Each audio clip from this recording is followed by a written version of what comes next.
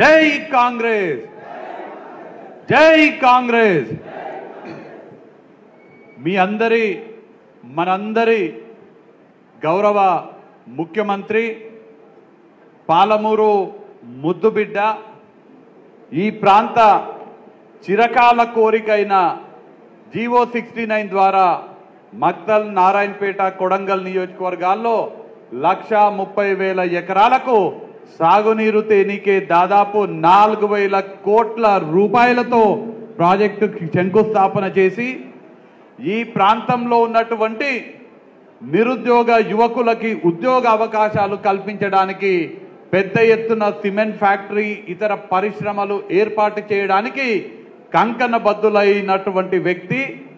కొడంగల్ నియోజకవర్గాన్ని భారతదేశంలోనే ఆదర్శ నియోజకవర్గంగా తీర్చిదిద్దడానికి సిద్ధపడ్డటువంటి గౌరవ యనుమల రేవంత్ రెడ్డి గారికి, మీ అందరి అభిమాన నాయకులు, కొడంగల్ నియోజకవర్గ కాంగ్రెస్ పార్టీ బాధ్యతలు నిర్వహిస్తున్నటువంటి పెద్దలు యనుమల తిరుపతి రెడ్డి గారికి, గౌరవనీయులు మాజీ శాసనసభ్యులు, రాష్ట్ర పోలీస్ హౌసింగ్ కార్పొరేషన్ చైర్మన్ పెద్దలు గురునాథ్ రెడ్డి గారికి, శాసనసభ్యులు గౌరవనీయులు మనోహర్ రెడ్డి గారికి, వేదిక మీద ఉన్నటువంటి కాంగ్రెస్ పార్టీ పెద్దలు, పిసిసి నాయకులు జైపాల్ రెడ్డి గారికి, ఫహీం ఖురేషీ గారికి, గౌరవ మండలాధ్యక్షులు, పట్టణాధ్యక్షులు, ప్రజాప్రతినిధులు, మాజీ ప్రజాప్రతినిధులు, ఇక్కడికి విచ్చేసినటువంటి ఇవాళ మన పాలమూరు ముద్దుబిడ్డ తెలంగాణ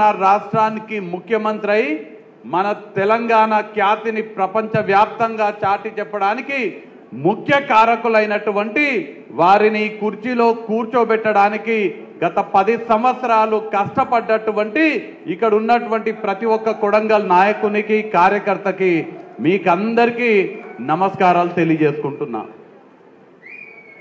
ఇవాళ తెలంగాణ రాష్ట్రంలో మన పాలమూరు ముద్దుబిడ్డ రేవంత్ రెడ్డి గారు ముఖ్యమంత్రి అయిన తర్వాత ప్రపంచం మొత్తం కేవలం తెలంగాణ వైపు కాదు, మన పాలమూరు జిల్లా వైపు, మన కొడంగల్ వైపు ప్రపంచం మొత్తం చూసే విధంగా ఇవాళ వ్యవహారం నడుస్తున్నది. మీరు ఒక్కసారి ఆలోచన చేయండి. ఇక్కడ ఉన్నటువంటి చాలామంది వలసలు పోతుంటారు, పూణేకి పోతుంటారు, బొంబాయి పోతుంటారు, కర్ణాటక పోతుంటారు, ఇతర రాష్ట్రాలకి పొట్ట చేత పట్టుకొని మనం వలసలు పోయేటువంటి కాలం నుంచి, మనం పొట్ట తిప్పల కోసము వలసలు పోయే కాలం నుంచి ఇవాళ ఆ రాష్ట్ర ముఖ్యమంత్రులు ఏ రాష్ట్రాలకైతే మనం పొట్ట నింపుకోవడానికి వలసలు పోతామో ఆ రాష్ట్ర ముఖ్యమంత్రులు మీ ముద్దుబిడ్డ రేవంత్ అన్న మా రాష్ట్రానికి ప్రచారానికి రావాలి, మా కేరళకి ప్రచారానికి రావాలి, మా కర్ణాటకకి ప్రచారానికి రావాలి, మా మహారాష్ట్రకి ప్రచారానికి రావాలి. రేవంత్ అన్న మా దగ్గరికి ప్రచారానికి వస్తే మా అభ్యర్థులు ఎంపీగా గెలుస్తారు, మాకిక్కడ ఓట్లు వస్తాయి, మీ ముద్దుబిడ్డ మా దగ్గరికి ప్రచారానికి రావాలని మనల్ని కోరేటువంటి పరిస్థితికి మన ఆత్మగౌరవం ఇవాళ పెరిగింది. నేను ఇవాళ మీ అందరినీ చూసి మీరు గర్వపడుతున్నటువంటి పరిస్థితిని చూసి చెప్తున్నా. ఇవాళ రేవంత్ రెడ్డి గారిని చూసి మీరు పెట్టినటువంటి విత్తనము ఇవాళ చెట్టై ఫలాలిస్తుంటే చూసి మురిసిపోతున్నటువంటి మిమ్మల్ని అందరినీ చూసి నేను మనస్ఫూర్తిగా అభినందిస్తున్నా. నేను ఇవాళ చెప్తున్నా, ఇవాళ లోక్సభ ఎన్నికలు ఉన్నాయి.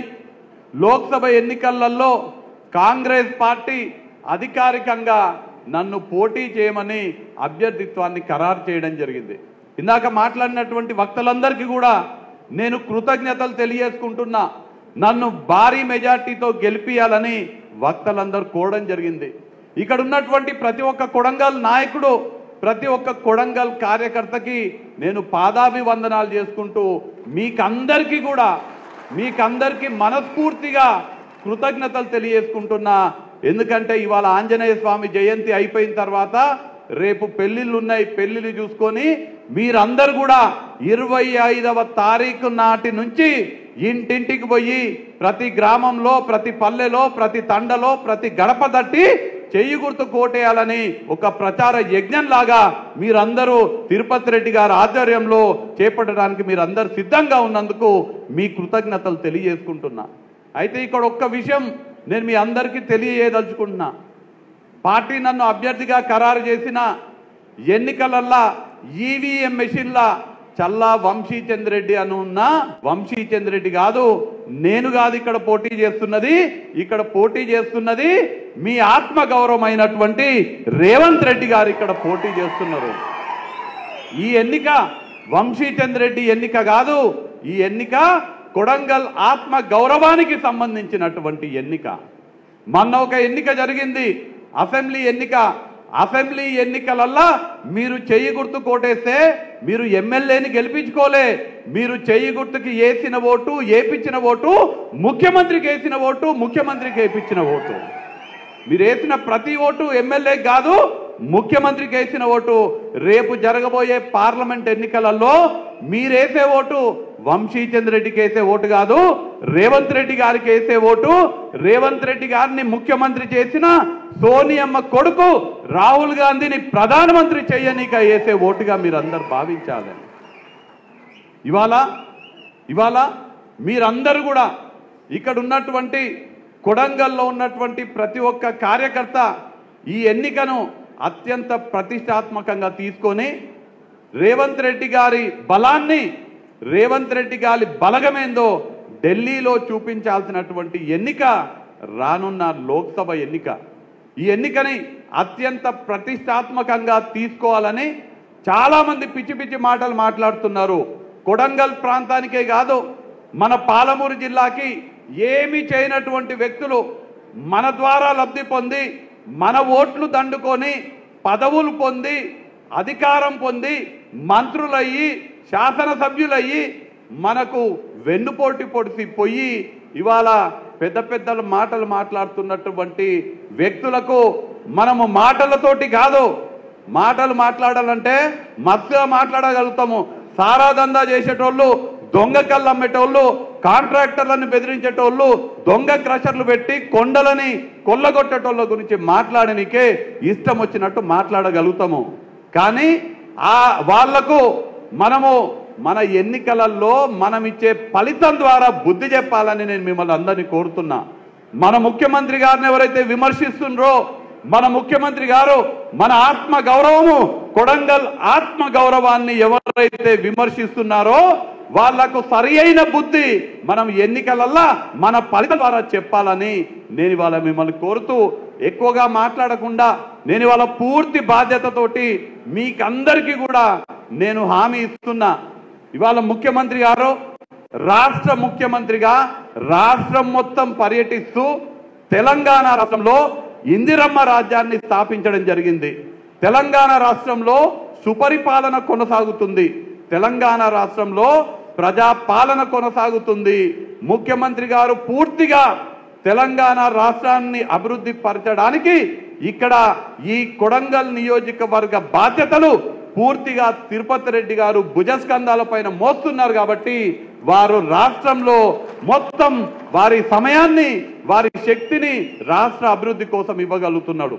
నేను ఇవాళ మీకు హామీ ఇస్తున్నా, కొడంగల్ గడ్డ మీద నుంచి కొడంగల్ కార్యకర్తలందరికీ, నాయకులు, కొడంగల్ ప్రజలందరికీ హామీ ఇస్తున్నా. నేను ముఖ్యమంత్రి గారు ముఖ్యమంత్రిగా గొప్ప పేరు తెచ్చుకోవడానికి ఎట్లయితే ముఖ్యమంత్రి గారికి తోడబుట్టినటువంటి అన్న ఇక్కడ బాధ్యతలు నిర్వహిస్తున్నారో, రేపు మీరందరూ ఆశీర్వదించి నన్ను ఎంపీగా గెలిపిస్తే ఏ విధంగా అయితే ఒక తోడబుట్టిన అన్న ఇక్కడ బాధ్యతలు నిర్వహిస్తున్నారో, ముఖ్యమంత్రి గారికి తమ్ముడినై ఇంకొక తోడబుట్టినటువంటి వ్యక్తిగా వారి తరఫున ఢిల్లీ బాధ్యతలు అన్నీ కూడా ఒక ఎంపీగా మీరు రానున్న 15 రోజులు కష్టపడి నన్ను ఎంపీగా గెలిపిస్తే రానున్న 5 సంవత్సరాలు ముఖ్యమంత్రి గారి ప్రతినిధిగా, ఎట్లయితే తిరుపతన్న ముఖ్యమంత్రి గారికి కొడంగల్లో ప్రతినిధిగా ఉంటున్నారో, నేను ఢిల్లీలో ముఖ్యమంత్రి గారికి చేదోడు వాదోడుగా ఉంటూ వారికి పూర్తిగా ముఖ్యమంత్రి గారికి ఢిల్లీలో కావాల్సినటువంటి అన్ని పనులు కూడా ఒక ఎంపీగా ముఖ్యమంత్రి గారి ప్రతినిధిగా చేసే బాధ్యత నాది.